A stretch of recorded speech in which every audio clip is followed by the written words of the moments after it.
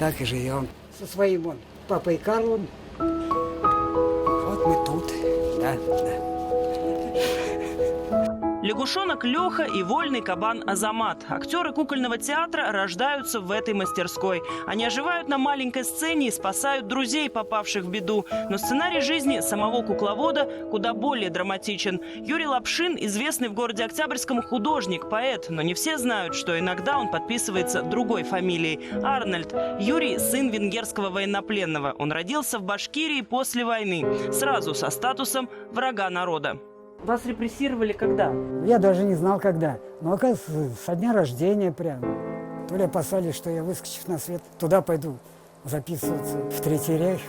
Несмотря на все это, вы таким патриотом, да, всю жизнь прожили? Конечно, нет, обид никаких. Было время, было нужно. В лагере, 48-й год.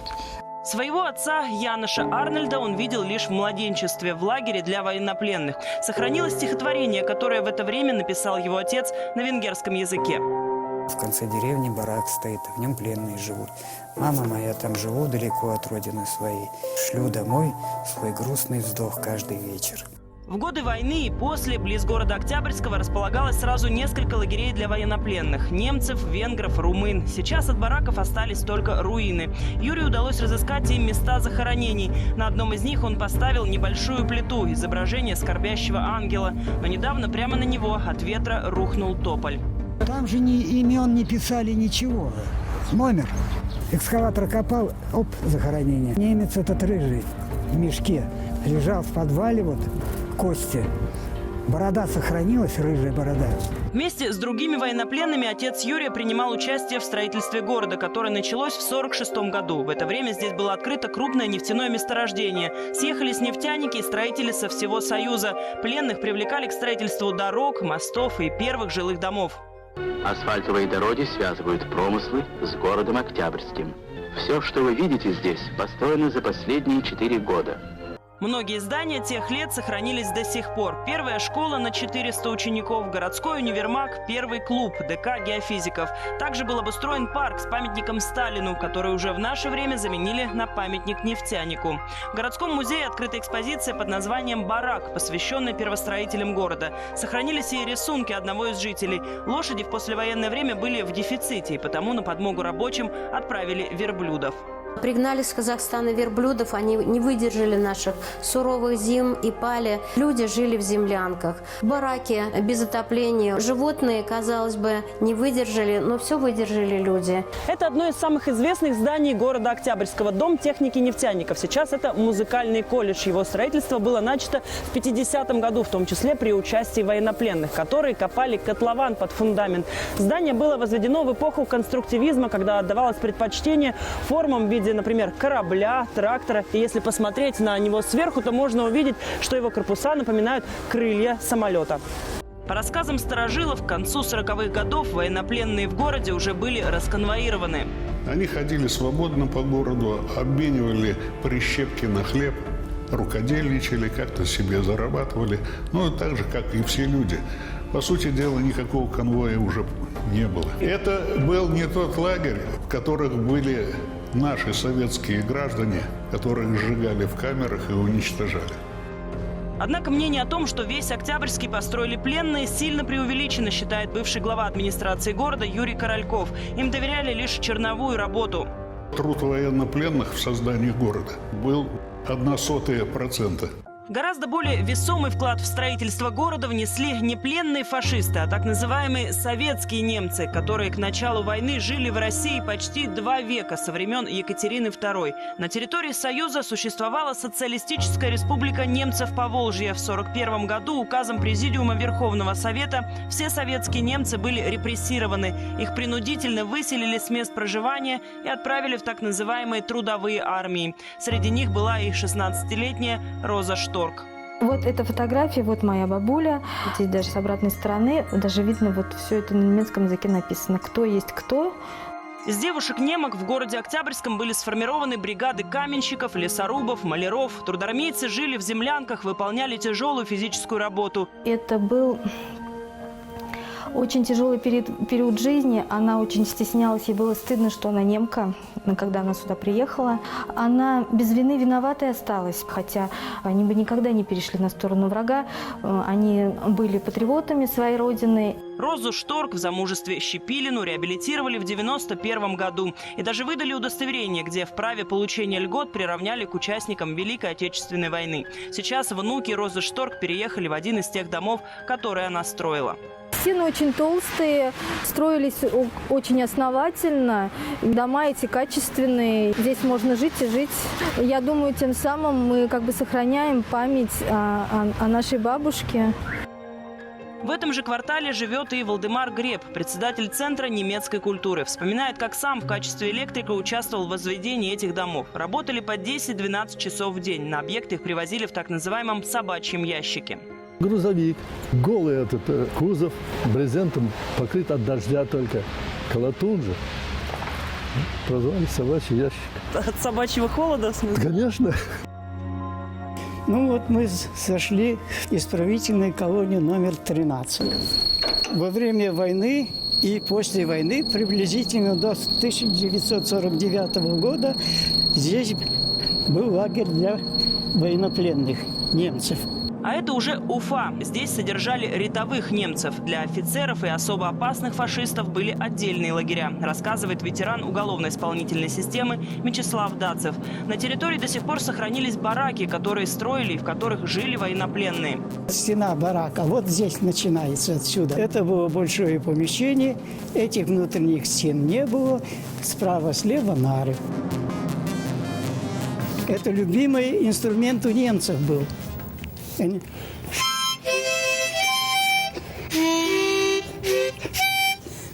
Сам Мячеслав Михайлович немцев в колонии не застал. Пришел сюда чуть позже, но хорошо помнит рассказы одного из коллег, который работал с пленными.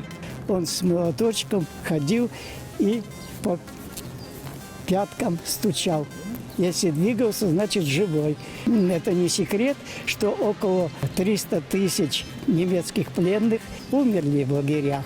Особенно в первые годы, когда они истощенные, морозы, не привыкшие, они так не по сезону одеты, они не готовились для такой длительной войны. В наших лагерях немцев даже лечили. В Ишимбае, например, для них работал целый госпиталь. Интересно, что общая смертность пленных на территории Советского Союза составила менее 15%, в то время как в плену у нацистов погибли почти 60% наших сограждан. Среди военнопленных тоже были немцы, которые осуждали Гитлера и всю эту войну. А были, которые преданы были фашистской диктатуре. Между ними на этой почве были конфликты.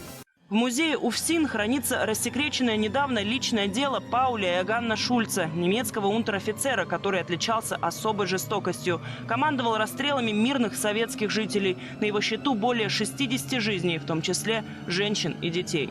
На оккупированных территориях он сжег деревни, убивал мирных жителей. Это классический фашист. Отрабатывал он здесь так, как и все сверхлюди, с тачкой, с лопатой и киркой.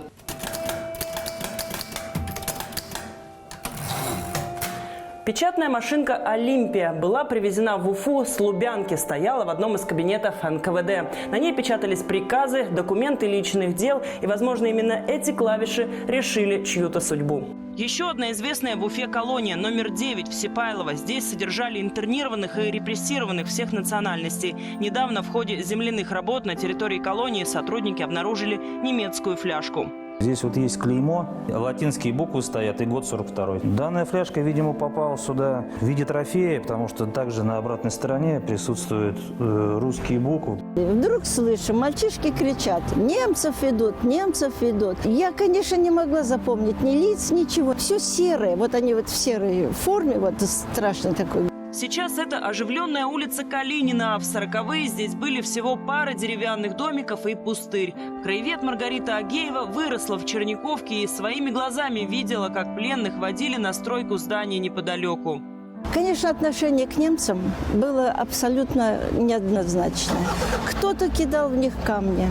Но мальчишки, для них это много значило увидеть живого немца. Они украдкой совали немцам картошку или так лепешку из лебеды. В качестве черновой рабочей силы пленные также принимали участие в строительстве кинотеатра «Победа». И с этим связана городская легенда. Якобы на крыше они выложили свастику, которая была заметна только с воздуха. Ну как они могли на крыше строить эту свастику, когда на крыше тоже были наши специалисты-строители? Это все ерунда. Это из серии баек.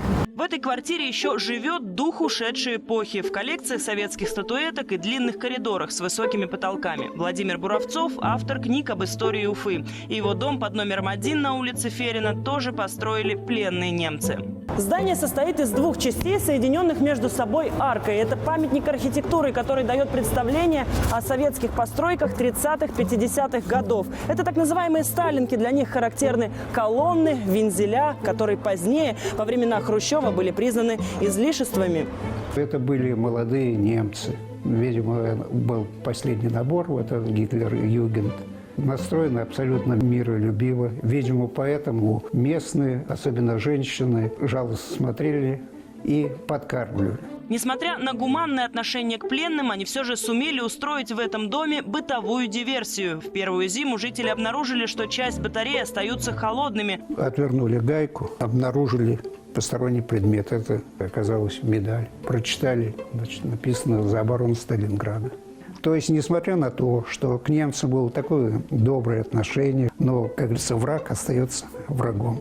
Малоизвестный факт. В Уфе есть здание, построенное пленными японцами. Это детский сад номер 1 на улице Новомостовой. Здесь, на чердаке детского сада, около 10 лет назад был проведен капитальный ремонт. Рабочие меняли старые деревянные стропила. И вот на одном из почерневших бревен были обнаружены японские иероглифы. Но, к сожалению, до сегодняшнего времени это бревно не сохранилось.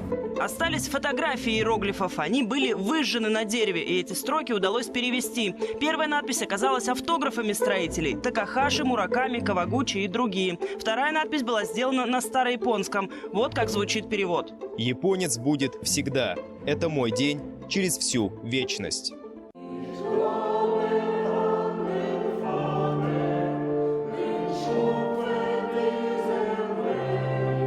Уфимская лютеранская церковь. Большинство прихожан – потомки тех самых советских немцев, которые не имели никакого отношения к фашистам, но были репрессированы. Как и в Октябрьском, именно они внесли большой вклад в строительство Уфы. Они поют символ веры на немецком, хотя самого языка не знают. У нас вот мама, она запретила нам, не хотела, чтобы мы изучали немецкий язык.